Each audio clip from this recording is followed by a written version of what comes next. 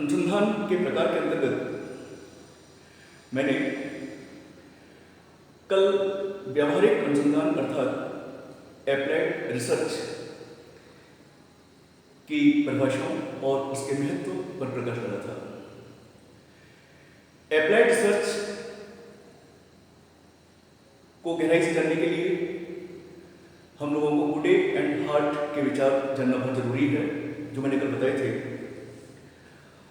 आपने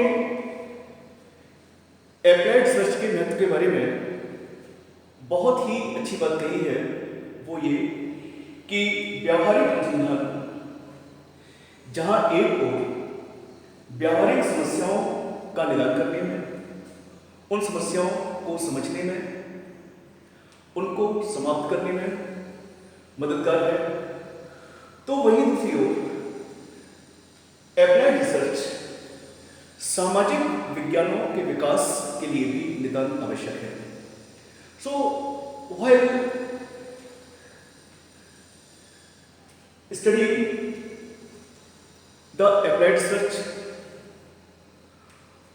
while trying to learn about applied research, we should not forget the views given by Gooding and Hart about applied research. They say that applied research is very essential to find out a solution to a practical problem. This type of research helps in getting a solution of the practical problems. At the same time, they are of the opinion that for the development of social sciences like history, economics, sociology, social psychology, social anthropology, political science, this type of research, that is applied research, is very essential. आज मैं पुनः इसी topic पर discuss करूंगा और आज मेरा focus होगा व्यावहारिक अनुसंधान के उद्देश्यों पर। So today I am going to focus my lecture on the objectives, specific objectives of applied research. But before I come to the objectives of applied research, I would like to remind once again the words of Hutton and Hunt, so that we should keep in mind once again what applied research is, what it means. तो Hutton और Hunt ने जो परिभाषा दी है व्यावहारिक research की, अनुसंधान की, वो है जब वैज्ञानिक पद्धति का प्रयोग ऐसे ज्ञान की खोज के लिए किया जाता है जो व्यावहारिक समस्याओं के समाधान में उपयोगी हो, तो इसे व्यावहारिक अनुसंधान कहते हैं। So, in this definition given by Hutton and Hunt, there are three specific points which need our special attention. First is, while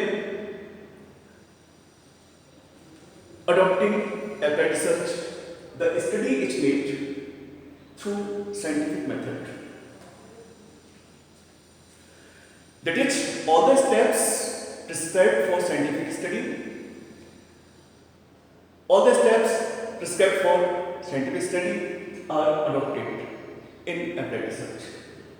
So first thing, in applied research, scientific method is used. पहली चीज जो इस परिभाषा में है वो ये कि व्यावहारिक अनुसंधान में वैज्ञानिक पद्धति का प्रयोग किया जाता है, अर्थात वैज्ञानिक पद्धति के जो निर्धारित चरण हैं, जो प्रिस्क्राइब्ड स्टेप्स हैं, उन सारे चरणों का प्रयोग एप्लाइड रिसर्च में किया जाता है। सेकंड थिंग, ऐसे ज्ञान की खोज नहीं किया जाता है। Scientific method is used to attain knowledge,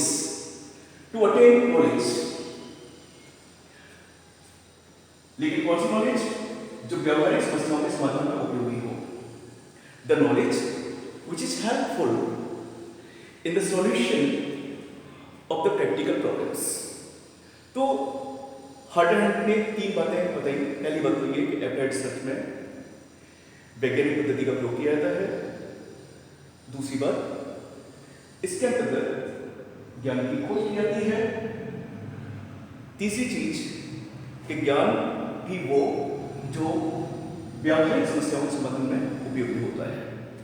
so from this point onwards I am taking you to the objectives of applied research.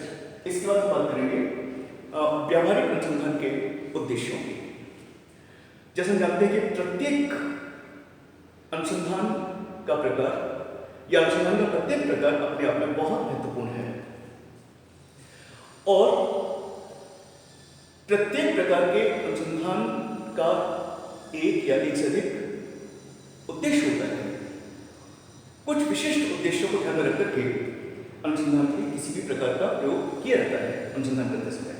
यही बात व्यावहारिक अनुसंधान पर लागू होती है। The same thing applies to applied research. इसके जो उद्देश्य हैं ये विशिष्ट उद्देश्य हैं।